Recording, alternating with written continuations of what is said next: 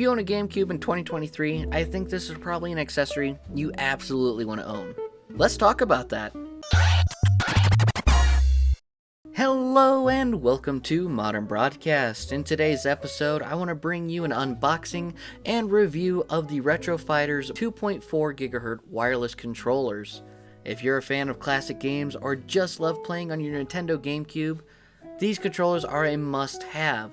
Let's dive in and see what they're all about. Alright, so taking our handy dandy kniff, let's go ahead and get these open. So I had actually ordered these controllers all the way back in November of 2021. And here we are, February 7th of 2023, and they have finally been delivered. Alright, so as we can see, these controllers come packaged in a nice, sleek, stylish box.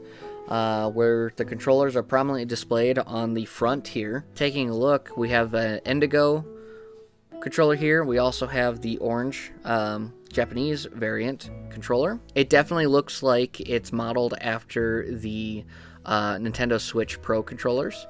And for use with Nintendo GameCube, Switch, Wii, and Wii U. On the side here, we just have the Retro Fighters, and on the back we have our specs. So this is a 2.4 GHz wireless controller. It has pressure sensitive buttons, wireless vibration feedback. It's compatible with the GameCube, Game Boy Player, Wii, Wii U, Switch, and PC. It has a comfortable and accurate D-pad, offset analog stick placement, responsive analog sticks, dual Z shoulder buttons, wireless range of over 30 feet, and a USB-C charging port. The big thing that really stands out to me is the responsive analog sticks. I can't tell you how many aftermarket GameCube controllers I have purchased over the years. All just do not work. They are really cheap feeling. They have no heft. They have no feel to them. The buttons, you could push A 100 times and maybe it responds 10 of those times. I'm really excited that Retro Fighters has decided to do a GameCube controller, and I think we might actually have good third-party controllers now. So let's go ahead and open one of these up. Go ahead and open up the orange one. So here we have the controller. I'm going to set that aside for right now. Let's see what else we got in the box. We have our Type-C charge cable. We have a smaller box here that I just completely destroyed. And one of those is a GameCube wireless receiver here that says Retro Fighters. So this will plug right into our GameCube port to allow the controller to sync up. And we also have this USB receiver to plug into our PC or our Nintendo Switch or Wii or Wii U. Doesn't look like there's any buttons on these, so they must already be paired up with the controller. We also have a customer service and little quick guide here. Kind of explains all the buttons on the controller. So again, it is modeled after the Switch Pro controller. All right, let's go ahead and take the controller out.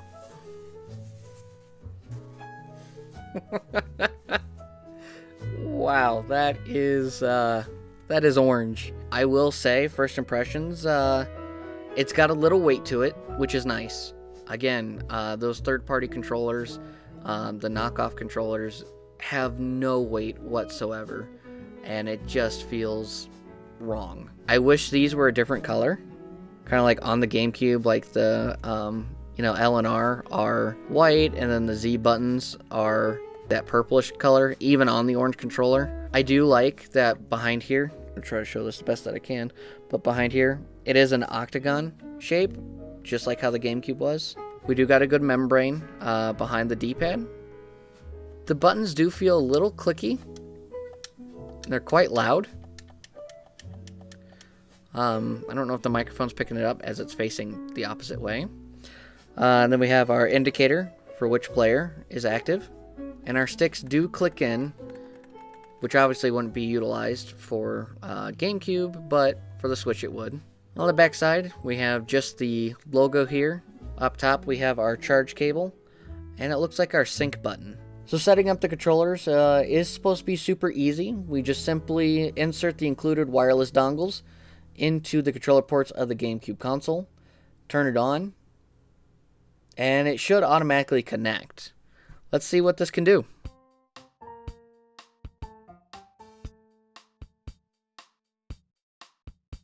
Alright, so here we have the GameCube hooked up to our capture card. Hooking up the controller was insanely easy. It was just plugging in that dongle, and then up here at the top, that little button there, we pushed that, and the one-player light turned on, and it connected immediately. So we're wireless. Let's go ahead and push start. So here we are in Animal Crossing for the Nintendo GameCube. I figured we start with the Animal Crossing, and we might move on to like Smash Brothers to really kind of get the controller through its paces. But yeah, this is working pretty well. And left, right, yeah. An interesting thing is that I thought the plus button would be the start button on the GameCube. It is not. It is the home button here. So in order to push start, it's just the home button.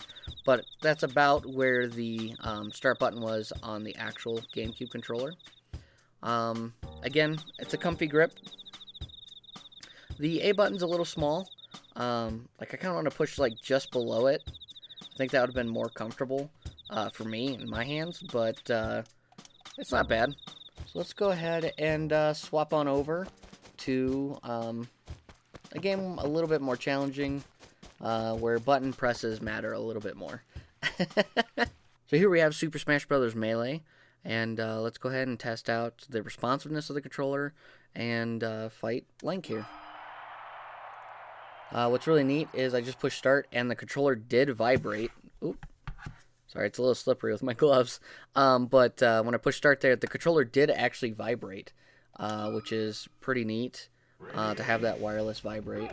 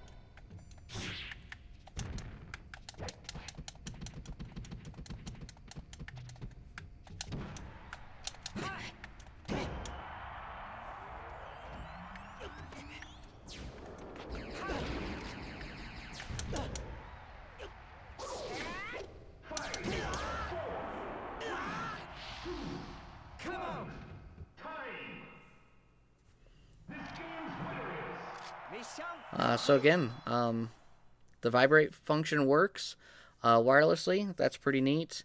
Just did it again at the end of the match here, and I struggled a little bit fighting Link. I'm a bit rusty, but we got him. We got him. And overall, yeah, the controller is responsive. I gotta stop pushing the plus button. I'm used to the Nintendo Switch now, so when I push that plus button, I'm thinking it's start, but actually it's that home button that's start on the GameCube. Yeah, no issues here on GameCube. The controls did seem very loud, though. They are very clicky. I am curious if we can open this and maybe replace the membrane or somehow make that a little bit quieter. Because it is very loud, and I'm sure the microphone was picking that up just for how loud it was. It looks like we just have a couple screws here, and it looks like they are just Phillips in there. I am curious about that, if we can do that. Let's test this controller out on PC, and then we'll do final thoughts. Alright, so now we're connected on the PC here. We have the Hi-Fi Rush, and this game is a pretty cool rhythm game, and all I did was connect that dongle to the PC. Again, push that top button, sync button there, and it says player 2, but the PC doesn't register it like that, so that kind of works out. But we are all set. We're ready to go.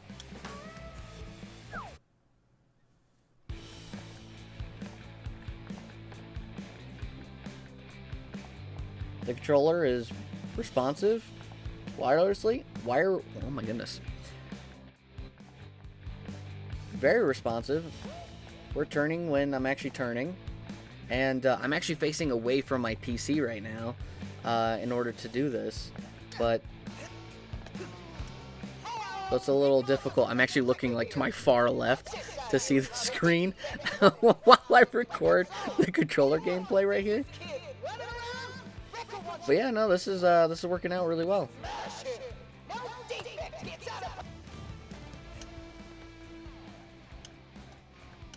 Oh, we missed that. Okay, here we go.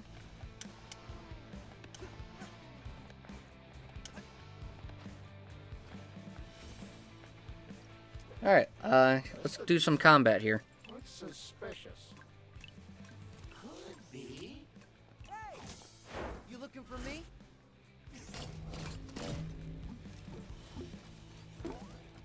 Get him! Here we go. Try and catch this?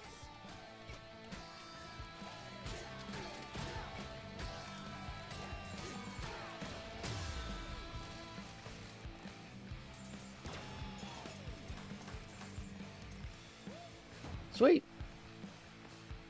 And now, what am I supposed to do? Hey! You alright? Thanks for helping my cat! So, final thoughts. The Retro Fighters controller, I do find it very comfortable. It's a little bit slick with the gloves on. But overall, a very good controller. It is a bit loud. I would say that is probably my biggest complaint. I do like that I have the dongle still in the GameCube right now, and it paired to that immediately. I plugged in the dongle to the PC, just pushed the button, and it connected to that immediately. There doesn't really appear to be any input lag.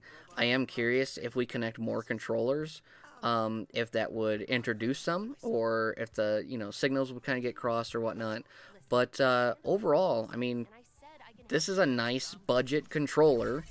Thank you so much for watching. If you enjoyed this video, please consider leaving a like and subscribe. What are your thoughts on the Retro Fighters controllers?